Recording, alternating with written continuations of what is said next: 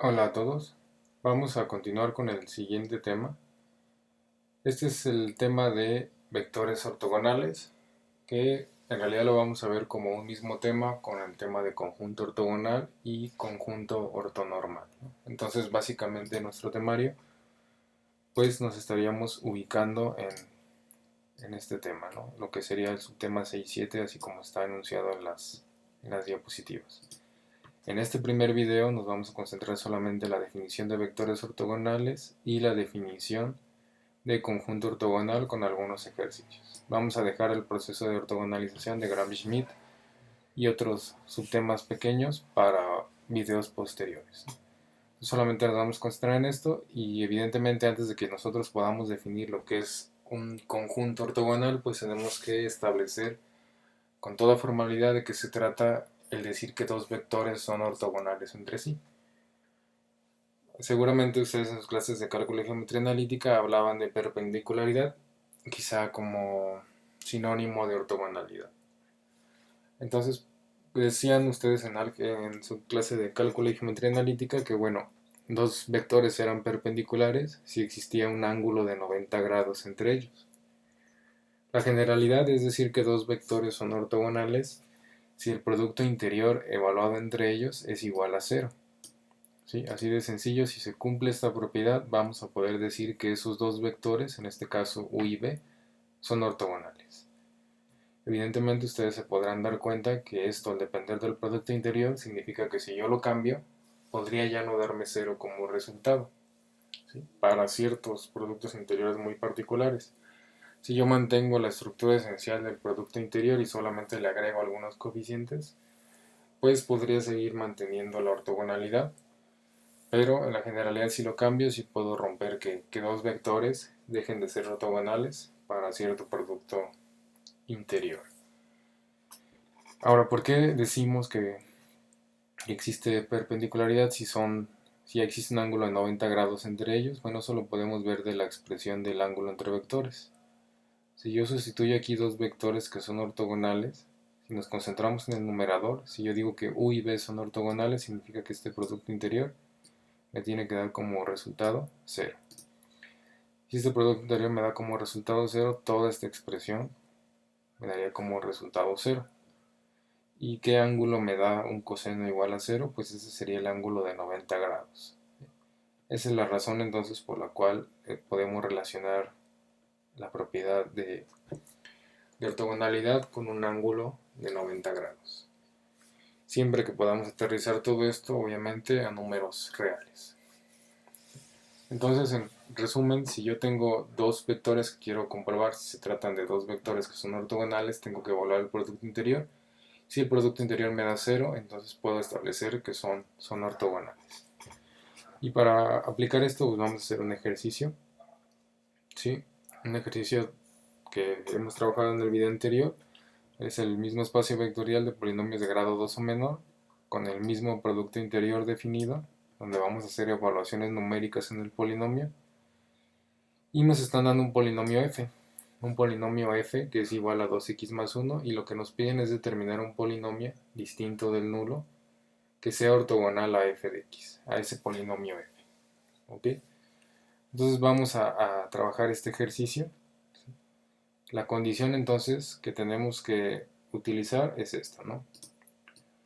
¿Qué tenemos que hacer? Entonces tenemos que buscar a un polinomio que en este caso le estamos llamando como g de x, ¿sí? Tenemos que buscarlo. Y la condición que tenemos para buscar este polinomio g de x es que su producto interior con el polinomio f sea igual a 0. Si yo propongo a este polinomio g o lo encuentro tal que se cumpla esta condición, puedo estar seguro que esos dos polinomios que estoy metiendo aquí en el producto interior son ortogonales. Entonces tenemos que partir de esta condición para encontrar a un polinomio que sea ortogonal al polinomio f. Entonces, como no sabemos otra cosa de g, esta es la única condición que tenemos para encontrarlo, vamos a proponerlo como un polinomio que represente a cualquiera del espacio vectorial en el que estamos trabajando. Así como cuando encontrábamos reglas de correspondencia a través de matrices asociadas, que lo que hacíamos era utilizar un polinomio que represente a cualquiera del dominio, siempre que nuestra tarea o nuestro problema se trata de encontrar a cierto miembro del espacio vectorial que cumpla ciertas condiciones, nuestro primer paso es proponerlo como un vector que represente a cualquiera de ese espacio vectorial. Y como casi siempre hacemos en los ejercicios que resolvemos, pues tomamos precisamente el mismo que tenemos aquí por conveniencia, y es lo que estoy poniendo aquí como polinomio g. Este es el que queremos buscar y esta es la condición que tenemos para encontrarlo. Entonces, si sustituimos al polinomio f y el polinomio g que estamos proponiendo en la regla de correspondencia del producto interior o en la condición de ortogonalidad que tenemos definida aquí, ¿sí?, tendremos la siguiente expresión. Yo lo que quiero es evaluar este producto interior entre ambos polinomios y encontrar como resultado 0. ¿Cómo voy a evaluar este producto interior? Pues lo tengo que evaluar con la regla de correspondencia que me está definiendo aquí el problema. Y entonces tengo que evaluar a f de 1, multiplicarlo por g de 1 y sumarle f de 0 por g de 0. A f ya lo conozco, el polinomio f me lo está definiendo mi problema como 2x más 1. ¿Sí? Y el polinomio g de x es el que nosotros propusimos aquí. Entonces vamos haciendo las evaluaciones numéricas. F de 1 sería igual a 2 por 1 más 1. Recuérdense que cuando decimos f de 1, pues implica que toda x del polinomio la voy a cambiar por 1. Entonces aquí tendría 2 por 1 más 1, me daría 3. Y esto se va a multiplicar por la evaluación del polinomio g en 1. Aquí es bien importante notar que g no tiene coeficientes conocidos, están propuestos como incógnitas. Estos son precisamente los valores que yo quiero encontrar para poder definir al polinomio g y que este sea ortogonal a f. Entonces cuando yo evalúe g en 1, implicaría que toda x de este polinomio la vamos a cambiar por 1. Entonces 1 al cuadrado va a ser 1, me quedaría a, más 1 por b, me quedaría b, más c, aquí no está multiplicándose por x, entonces se queda así como está. Y tenemos entonces a un 3 que multiplica al término a más b más c. Después nos vamos a la evaluación del polinomio f en 0. Acuérdense que esto es la regla de correspondencia del producto interior. Si yo lo cambio, entonces aquí tendría que evaluar otras cosas dependiendo de la regla de correspondencia por la cual lo estoy cambiando. F de 0, entonces sustituyo a x por 0, me quedaría solamente 1, el término independiente del polinomio, es lo que tenemos aquí. G de 0, si yo sustituyo aquí el 0, este término se hace 0 porque tendría 0 al cuadrado, este término se hace 0 al multiplicarse 0 por b, y solamente me quedaría el término independiente, que es c, por eso es que aquí aparece c. Y esto igualado a 0, ¿por qué igualado a 0? Porque yo quiero que estos dos polinomios sean ortogonales, eso es lo que me está pidiendo mi problema.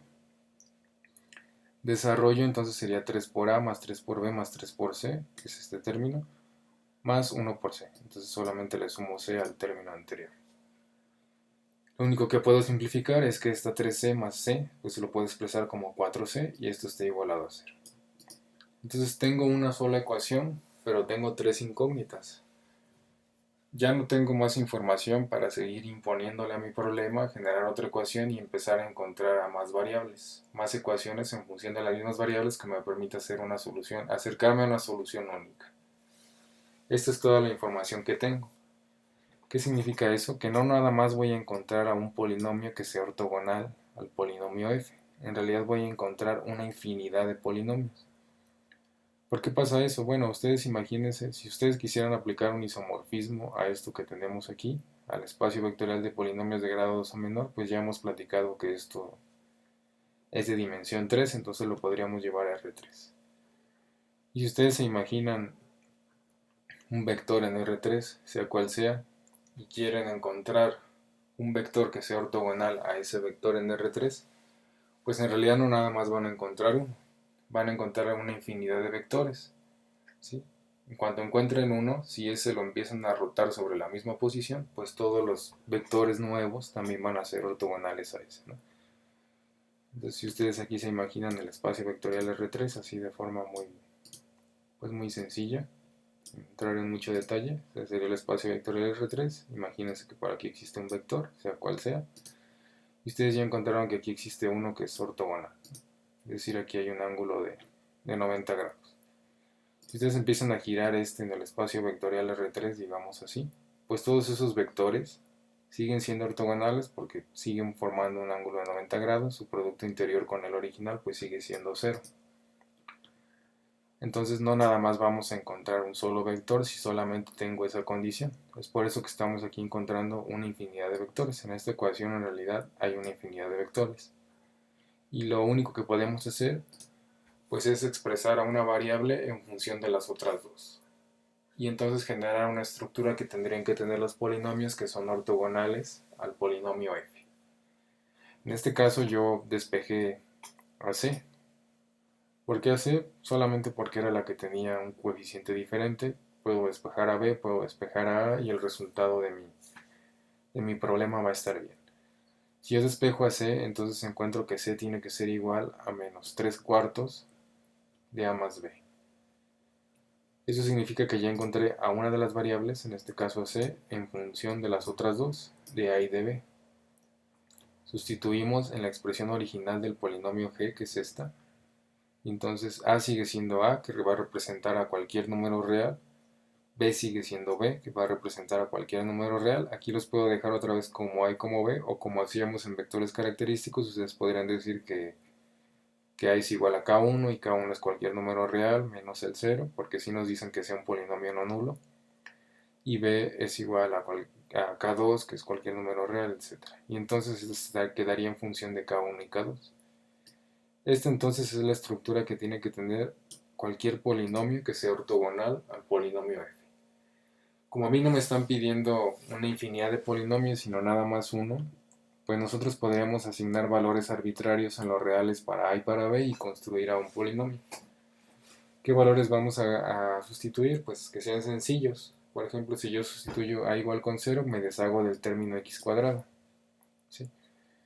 Y podría pensar en sustituir b igual con 1. Pero si me quiero deshacer de este 4 aquí que se ve feo, pues yo podría sustituir, como a es igual a 0, podría sustituir b igual a 4 para que se cancele con este cuarto y entonces me queda un polinomio bien sencillo. Entonces sustituyendo a igual con 0 y b igual a 4, me quedaría el polinomio g de x, que es igual a 4x menos 3. Ahora sí un polinomio completamente definido y un polinomio único. De la infinidad de polinomios que son ortogonales a f, este es uno de ellos. Entonces, para comprobar la respuesta, podemos regresar a la definición de dos vectores que son ortogonales. El producto interior del polinomio f, que me dio mi problema contra este, me tendría que dar 0 para poder decir que estos dos son ortogonales. Y si lo evalúo f, que sale de mi problema, que es igual a 2x más 1, el producto interior con este, 4x menos 3, me tiene que dar 0. ¿Cómo voy a operar el producto interior? Pues siempre con la regla que me definió mi problema, porque solamente para esa regla es que son ortogonales. Entonces esa regla me dice, si recordamos, el primer polinomio evaluado en 1 por el segundo evaluado en 1 más las evaluaciones en 0. Entonces este evaluado en 1 nos quedaría 3, este evaluado en 1 nos quedaría 4 por 1 menos 3, nos quedaría 1. Este evaluado en 0 nos quedaría 1, solamente término independiente, 4 por 0 menos 3 nos quedaría menos 3. Entonces de este lado tengo 3 positivo y de este 3 negativo nos da 0. Entonces esos dos sí son ortogonales, que es lo que nos pedía nuestro problema. Entonces en resumen vamos a decir que dos vectores son ortogonales si su producto interior es igual a 0. Siempre que dos vectores tengan un producto interior igual a 0, voy a decir que son ortogonales. Bueno, vamos a continuar con el tema de conjunto ortogonal. Ahora que ya sabemos o que ya definimos a los vectores ortogonales, hablaremos de conjunto ortogonal. ¿Qué es un conjunto ortogonal? Bueno, dicho en palabras bien simples, aquel conjunto que solamente contenga vectores que son ortogonales entre sí, a ese conjunto le vamos a llamar como conjunto ortogonal. Es decir, si yo estoy seguro, por ejemplo, aquí tengo un conjunto S, y ese conjunto S pues tiene n vectores. Yo estoy seguro que estos n vectores, todos ellos son ortogonales entre sí. Es decir, B1 ortogonal con B2, B2 ortogonal con cualquiera de acá. Todos entre ellos ortogonales. A este conjunto le vamos a poder llamar como conjunto ortogonal. Y cuando establecemos que dos vectores son ortogonales, pues ya vimos tema anterior, que para decir que dos vectores son ortogonales, su producto interior tiene que ser igual con cero. Entonces siempre que me pregunten si un conjunto es ortogonal, lo que tenemos que hacer es estar evaluando productos interiores, todos los que podamos evaluar con ellos, ¿sí? Si al final obtengo que todos los productos interiores son iguales a cero, con todas las combinaciones que pueda hacer en el conjunto, voy a establecer que se trata de un conjunto ortogonal. Si además de ser ortogonal el conjunto, encuentro que todos los vectores que lo componen son unitarios, entonces al conjunto le voy a poder llamar como ortonormal, ¿sí? Aquí tiene que entenderse entonces que para que un conjunto sea ortonormal, primero tiene que ser ortogonal, ¿sí? Una vez que ya estoy seguro que es ortogonal y que además los vectores que componen a ese conjunto son unitarios, entonces ya le voy a llamar como ortonormal. Pero no puede haber un conjunto que sea ortonormal sin ser ortogonal. Y aquí aparece un teorema que ahorita vamos a demostrar y a platicar por qué pasa esto. Dice: un conjunto ortogonal no nulo es linealmente independiente. ¿Qué significa esto? Que si yo ya establecí que cierto conjunto es ortogonal, de forma directa puedo decir que ese conjunto también es linealmente independiente y que en cierto contexto pues me podría llegar a constituir una base de cierto espacio vectorial. Entonces vamos a platicar un poco de introducción de este tema, que hay varias cosas que nos tienen que quedar muy claras. Entonces vamos a introducir todo esto partiendo de un espacio vectorial B, ¿sí? Como siempre, un espacio vectorial B que va a tener dimensión n y un producto interior definido. Condiciones que siempre utilizamos en este tema. Entonces existe el espacio vectorial B, además de todo eso que ya dijimos, que es de dimensión n, que aquí existe un producto interior definido, vamos a trabajar con un subconjunto S. Y este subconjunto S tiene n vectores, aquí está definido abajo el subconjunto S. Entonces tiene n vectores. Para que podamos decir que este se trata de un conjunto de tipo ortogonal, entonces decíamos que se debe de cumplir que todos los vectores que lo componen sean ortogonales. Y que para validar esto entonces tenemos que evaluar esta expresión que tenemos aquí. ¿Qué me dice esa expresión? Bueno, me dice producto interior de B subíndice I con B subíndice J, y esto para todo I distinto de J. ¿Por qué todo I distinto de J? Porque a mí lo que me interesa es evaluar si, por ejemplo, el vector B1 es ortogonal al resto. ¿Sí? Yo no puedo evaluar que B1 sea ortogonal a sí mismo porque eso no es posible. Entonces tengo que tomar a B1 y hacer producto interior con B2, con B3, con B4, con B5 y así hasta llegar a B subíndice n. Ya que terminé con B1 me voy a brincar a B2 y el primer producto interior sería evaluar si B2 es ortogonal a B1, pero eso ya quedó validado cuando evalué el producto interior de B1 con B2. Entonces voy B2 con B3, con B4, con B5 hasta llegar a Bn y luego me brinco a B3 y así. Eso es lo que yo tendría que hacer. Todas las posibles combinaciones, estar seguro que todos los productos interiores que pueda evaluar aquí me den 0. Una vez que estoy seguro, entonces ya puedo decir que el conjunto es ortogonal. Evidentemente el trabajo se va complicando conforme más vectores tenga el subconjunto con el que estoy trabajando, ¿sí? Ahora, eso ya me permite concluir que el conjunto es ortogonal. Si además me preguntan si cierto conjunto es ortonormal, entonces lo que yo tengo que hacer es agarrar a todos los vectores que aparecen aquí, encontrar su norma de todos y cada uno de ellos, y la norma de todos esos vectores tendría que ser igual a 1 para que yo pueda decir que el conjunto es ortonormal. Es decir, todos los vectores tienen que ser unitarios para poder decir que el conjunto es ortonormal. Algo que sí tiene que quedar bien claro es que si por ejemplo mi problema nada más me dice evalúe si el conjunto es ortonormal, no significa que yo nada más tengo que evaluar esta condición, es decir, que todos los vectores sean unitarios. Para poder decir que un conjunto es ortonormal, primero tiene que ser ortogonal.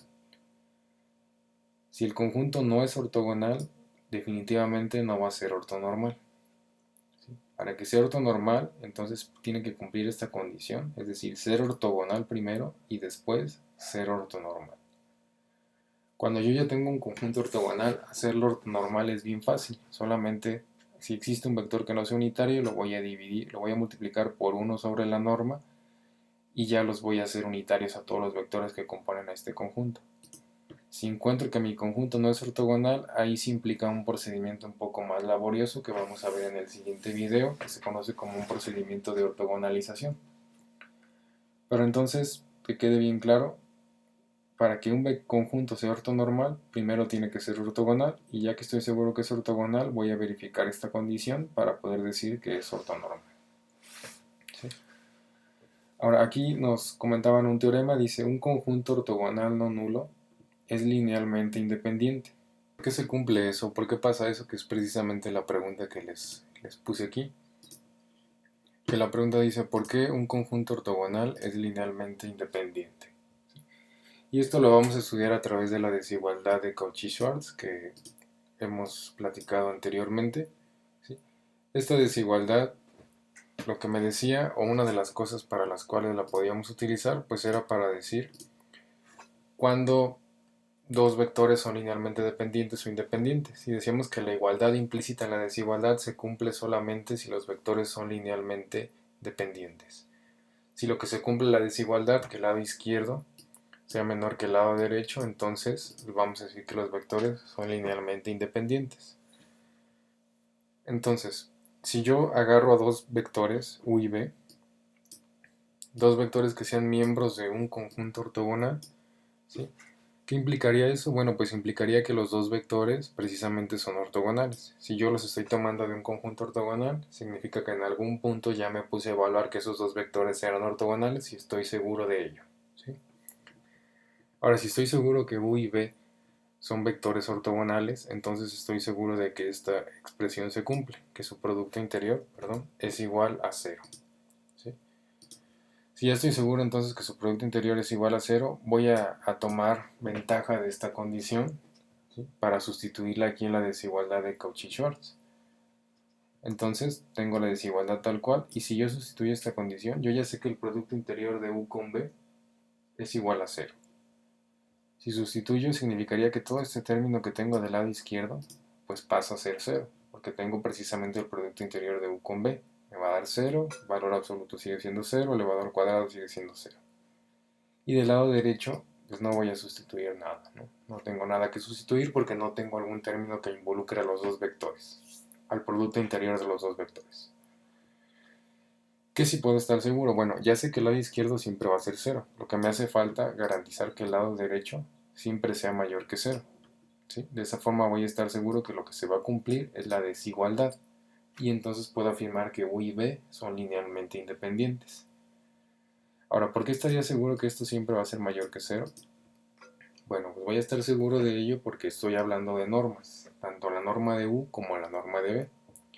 Una de las propiedades de las normas, que es que como yo estoy hablando del producto interior de un vector consigo mismo, es la condición de positividad.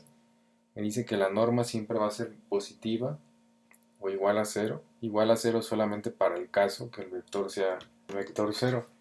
Pero eso no me va a interesar de momento porque sería una trivialidad evaluar la dependencia lineal cuando uno de los vectores sea 0.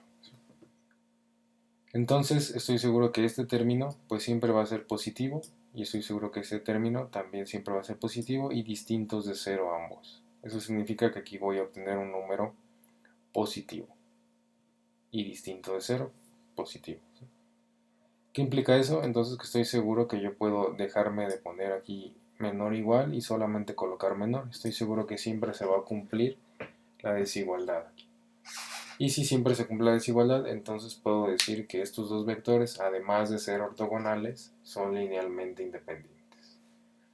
Conclusión de todo esto, si yo conozco dos vectores y estoy seguro que son ortogonales, puedo afirmar que también son linealmente independientes. Una vez que ya evalúo que son ortogonales, puedo estar seguro que son linealmente independientes. Ahora, alguien podría preguntar si esto funcionaría a la inversa. ¿Qué pasa ahora si yo conozco a dos vectores que son linealmente independientes? ¿Sí? Pues una pregunta muy válida sería, ¿podría decir que estos dos vectores también son ortogonales? ¿Sí? Es decir, si yo ya establecí lo contrario, si yo ya establecí que si son ortogonales son linealmente independientes, la pregunta sería si al ser linealmente independientes, puedo decir que son ortogonales. La respuesta entonces sería no. Si dos vectores linealmente independientes no necesariamente van a ser ortogonales. Y para demostrarlo vamos a poner un ejemplo aquí muy sencillo. Espacio vectorial R2 y vamos a trabajar con dos bases de R2. Ya sabemos que un espacio pues tiene infinitas bases, vamos a tomar dos de ellas. Una es la base canónica y la otra es esta base que tenemos por aquí, que es 2,1, 1,2. Son dos bases, eso significa que A1 y A2 son linealmente independientes y B1 y B2 son linealmente independientes. Eso lo podemos evaluar incluso por inspección visual. Son ambos conjuntos linealmente independientes. Ahora vamos a evaluar si además de ser linealmente independientes son ortogonales. Si empezamos con la base A, para poder establecer si esta base es ortogonal o si este conjunto es ortogonal, pues tendríamos que establecer que todos los vectores que la componen son ortogonales entre sí. En este caso nada más se compone de dos vectores. Entonces el único producto interior que tenemos que evaluar es este. Si hubiera tres vectores, entonces hay que hacer todas las combinaciones posibles. Sería A1, A2 y A3. Después sería A2 con A3. ¿Sí? Entonces vamos a evaluar si se cumple esta condición. Producto interior de A1 con A2 es igual con 0. Sustituimos A1 que es igual a 1,0 y A2 que es igual a 0,1 para el producto interior usual. No nos vamos a meter con otro producto interior. Sería 1 por 0 más 0 por 1, pues nos da 0. ¿no? Acuérdense que es miembro por miembro más miembro por miembro. Por lo tanto, hasta aquí ya podemos decir que se trata de una base ortogonal. No nos interesa, pero para practicar, adicionalmente podríamos ponernos a evaluar si además de ser ortogonal, es ortonormal.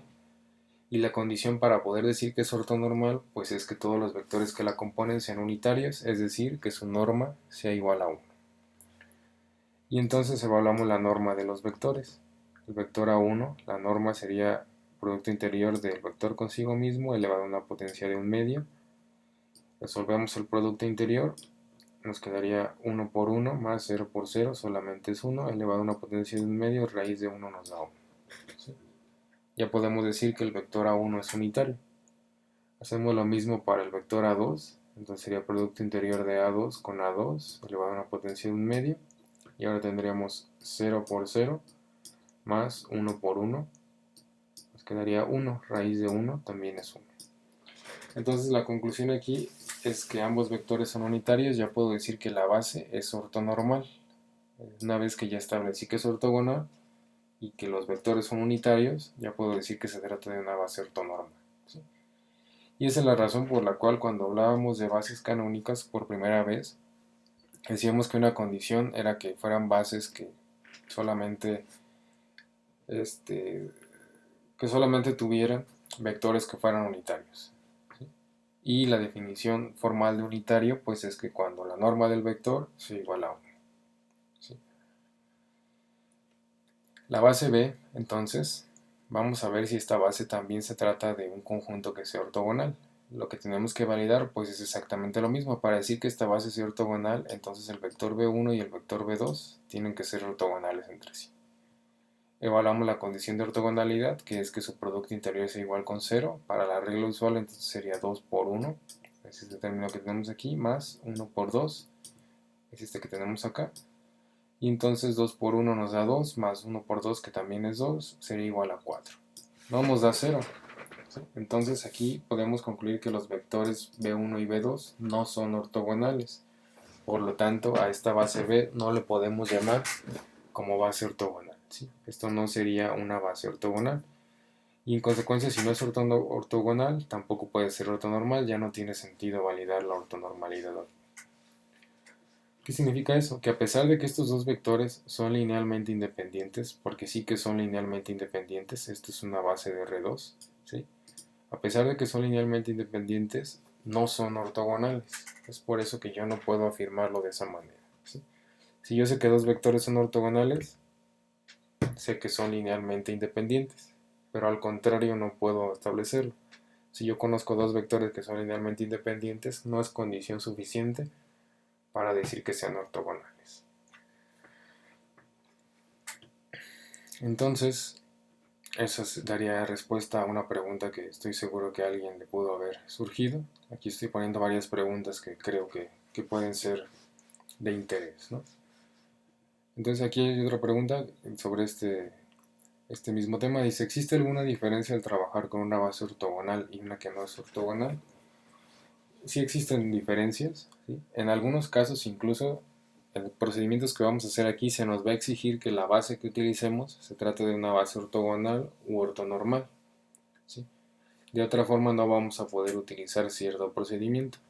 Pero también tiene sus implicaciones que de forma indirecta ya hemos visto en el curso, ¿sí? Cuando se nos pone una base que no es la canónica y que es una base que va a generar un comportamiento acoplado, que ahorita vamos a platicar de qué es eso, pues incluso la parte de encontrar coordenadas de cierto vector se empieza a complicar bastante. Y la razón es esa, que no existe una una ortogonalidad entre los vectores que componen a la base. Y para hacerlo, para ejemplificarlo un poco de manera sencilla, vamos a seguir utilizando el mismo ejemplo.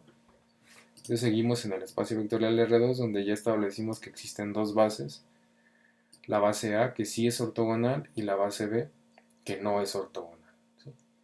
Al ser ambas bases del mismo espacio significa que si yo genero un espacio vectorial a través de estas bases, pues el espacio que voy a generar es el mismo, que para nuestro ejemplo tiene que ser R2.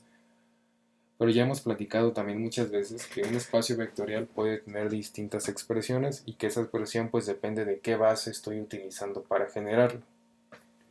Si yo utilizo la base A para generar el espacio R2, pues si recuerdan vamos a tomar dos escalares del campo, en este caso los reales, alfa que multiplica el primer vector más beta por el segundo, desarrollo, llega una expresión y esta es la que pongo en el enunciado del espacio vectorial. Llegaría entonces a este enunciado del espacio vectorial R2 que es el que usualmente utilizamos. R2 igual a contiene todo el conjunto de vectores de dos elementos donde esos elementos pues salen de los números reales.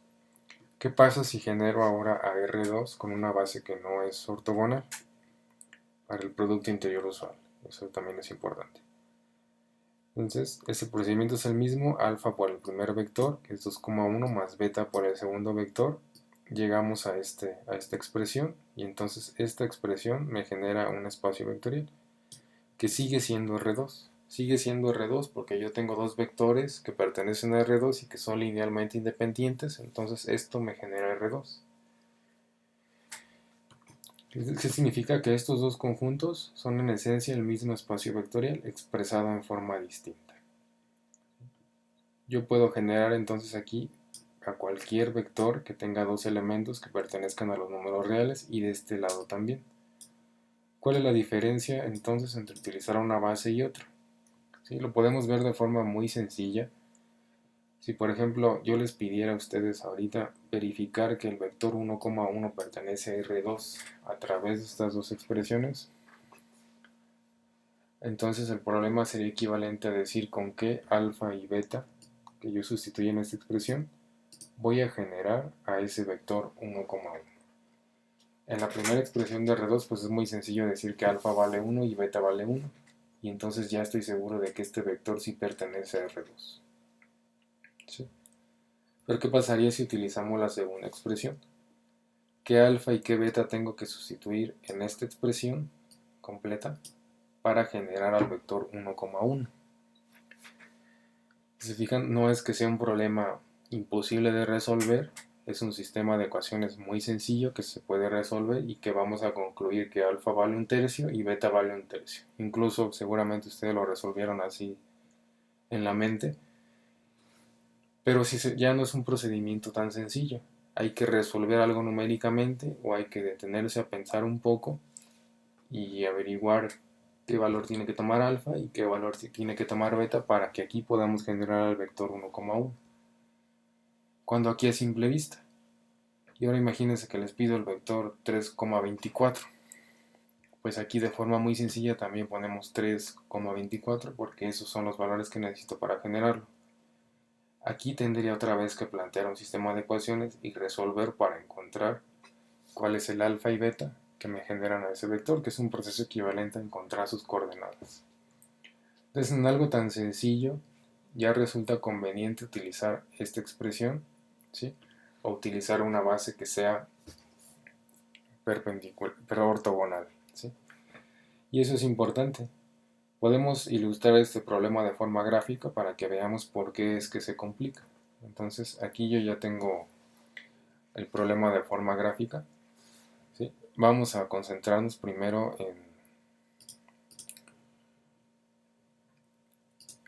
en ver lo que está ocurriendo aquí, ¿no? Las líneas azules entonces me representan a la base canónica, ¿sí? Que es el espacio R2 como lo conocemos.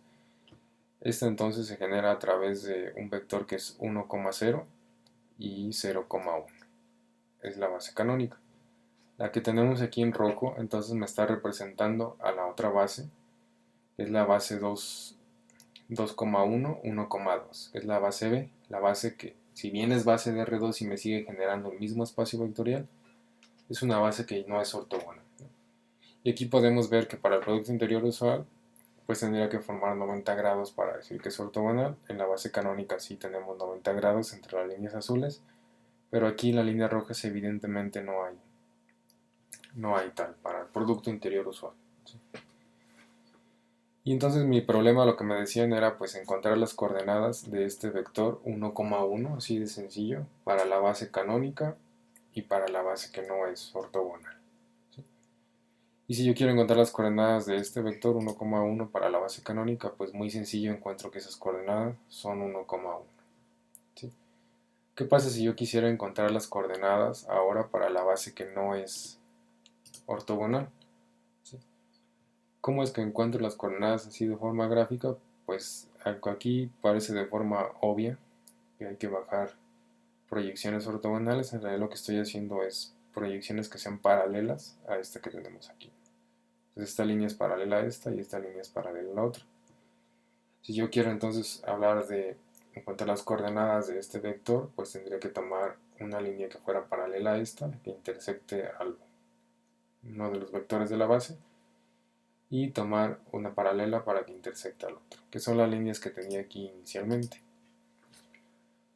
Y aquí entonces voy a encontrar, no está el número, pero sería un tercio del vector A1 y un tercio del vector A2. Esas serían entonces las coordenadas. Ahora, ¿por qué es más complicado estar encontrando las coordenadas? Porque existe un fenómeno de acoplamiento. Si yo empiezo a desplazar al vector P, vamos a olvidarnos otra vez de la base que no es la canónica y vamos a concentrarnos en la base canónica. Si yo muevo este punto P, solamente lo que estoy haciendo es alterando la coordenada en X y la de Y permanece igual. Lo que yo quiero mostrarles aquí es que si solamente muevo la coordenada en X, la coordenada en Y no se mueve para nada, ¿no? Es decir, el escalar que está multiplicando al vector 1 de la base canónica se está alterando, pero el escalar 2 que multiplica el segundo vector de la base no se altera para nada, ¿sí? Esto numéricamente lo puedo ver precisamente de que el valor que yo le imponga a beta aquí, a alfa no le interesa, ¿no? No importa para nada qué valor yo le ponga a beta, alfa puede valer lo que sea, no depende una de la otra. Lo mismo si yo impongo un valor para alfa, a beta no le interesa, beta sigue valiendo beta. ¿Por qué? Porque no depende una de la otra. Y es lo que está pasando aquí. Si yo muevo entonces la coordenada en X, la coordenada en Y, pues no pasa absolutamente nada, no le interesa. Pero ¿qué pasa en el otro caso, en la otra base? ¿Sí? Si yo aquí vuelvo a mover la coordenada en X, y se fijan, se mueven ambas líneas que representan a las coordenadas. Es decir, cualquier valor que yo mueva en una de las coordenadas, la otra tiene su impacto. Y eso es lo que pasa entonces cuando yo impongo aquí un valor para alfa, ¿sí? Tiene implicaciones en ambos términos. ¿Por qué? Porque alfa está involucrado tanto en el primer miembro como en el segundo miembro, y el mismo caso para beta. Si yo impongo un valor para beta, este influye en ambos miembros.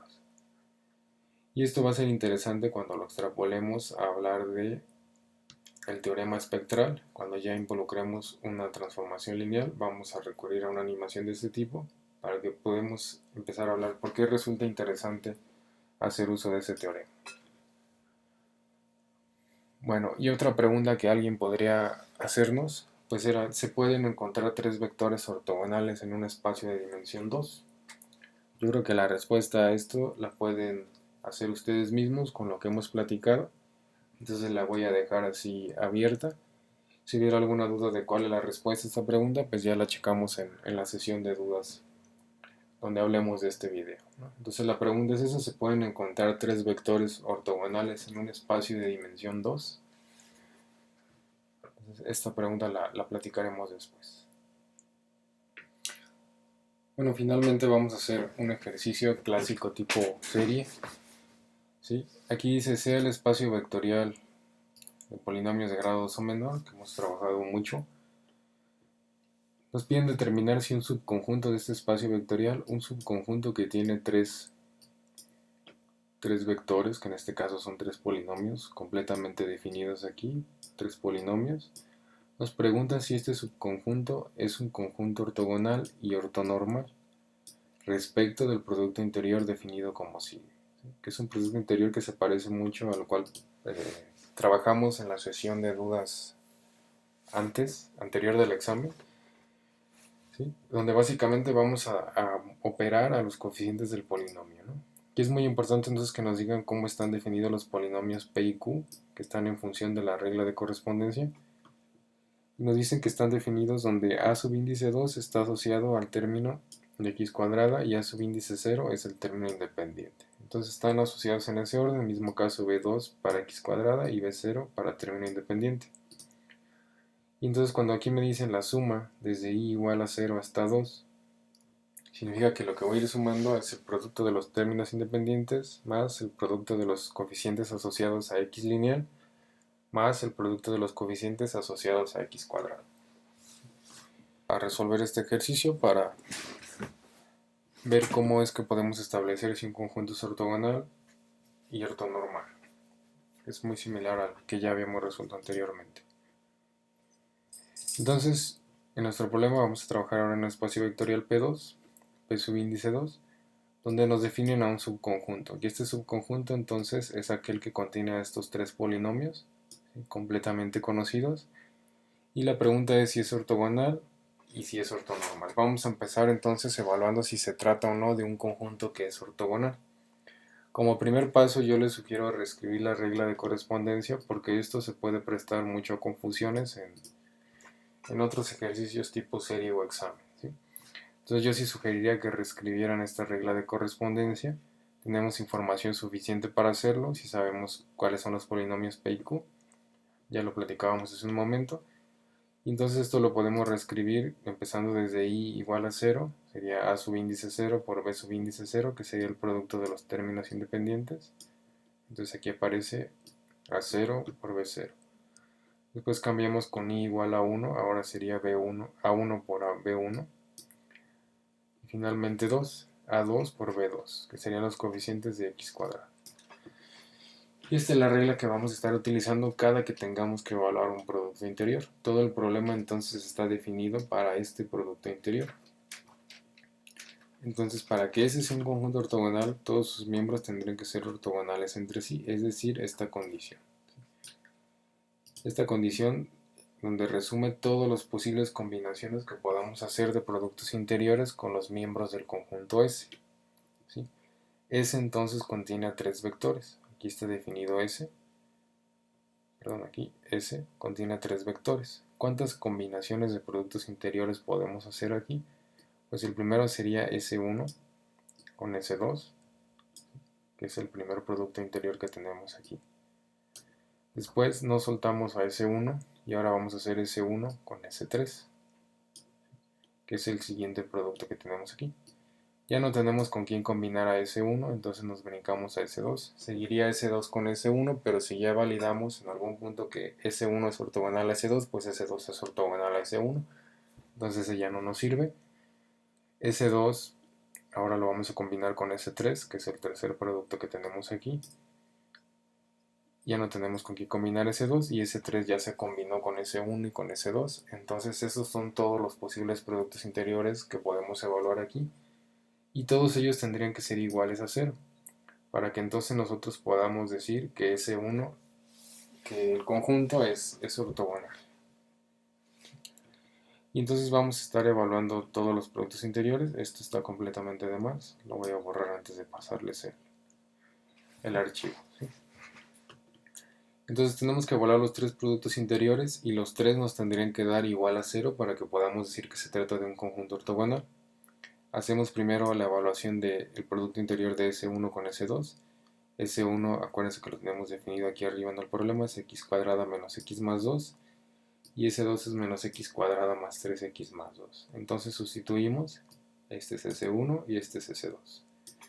¿Cómo vamos a evaluar el producto interior? Pues con la regla de correspondencia que nos define en el problema, que es básicamente ir combinando los coeficientes del polinomio, empezando por los del término independiente y terminando con los de x cuadrada.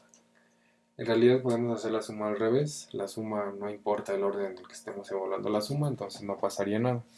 Pero para respetar la regla de correspondencia como está, entonces sería términos independientes, 2 por 2, coeficientes de x lineal sería menos 1 por 3, que es este que tenemos aquí, y x cuadrada, 1 por menos 1.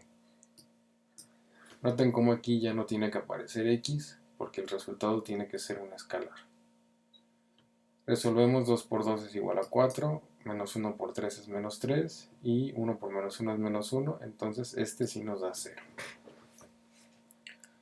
Finalmente, bueno, el siguiente producto interior es S1 con S3. S1 es el mismo que ya habíamos anotado aquí. S3 entonces es el tercer vector del conjunto, que es menos 4x cuadrada menos 2x más 1.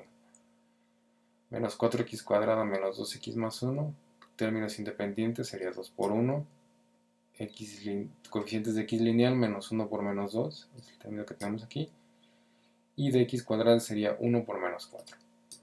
Desarrollamos, entonces sería 2, menos 1 por menos 2 también es 2, y 1 por menos 4 es menos 4, también nos va a dar 0 al final.